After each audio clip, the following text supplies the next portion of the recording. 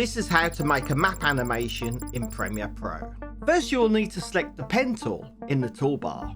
Then go to the starting point on your map. To place a marker, all you need to do is press your left mouse button. Now go to the final destination of your animation, and then you need to hold the left mouse button down, and then you can drag the mouse to make a curve to your liking.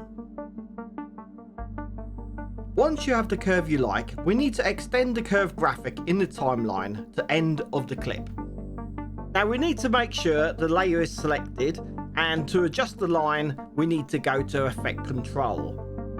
Now go down to Expand Shape, disable Fill and add a stroke.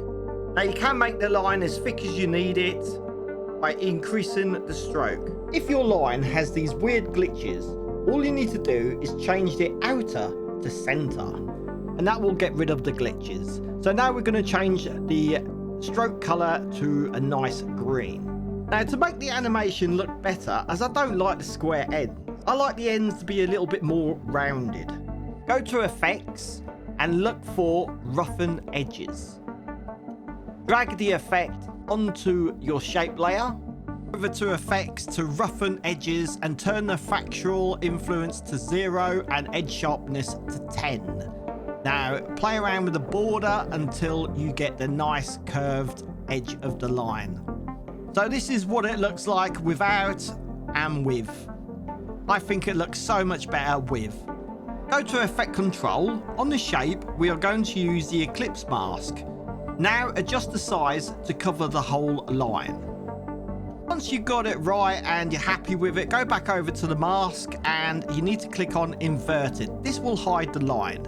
Now go over to Mask Path and click the stopwatch. This will add a keyframe. Now go forward on the timeline to how long you want the animation to last for. So once you've done that, go back over to the mask, click mask, and then move the mask until it reveals the whole of the line. This will add another keyframe. So press play, and just to check to see if it works fine. But we're not finished yet. You need to hold down Alt and duplicate the graphic layer.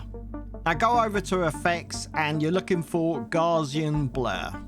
Once you've found Gaussian Blur, drag it over to the graphic underneath. Don't put it on the top layer, put it on this layer. So make sure the second layer is selected. Go over to Effect Control and find Gaussian Blur. Now go to blurriness and then increase the blurriness until you're quite happy. And there you go, guys. That is how you make a map animation.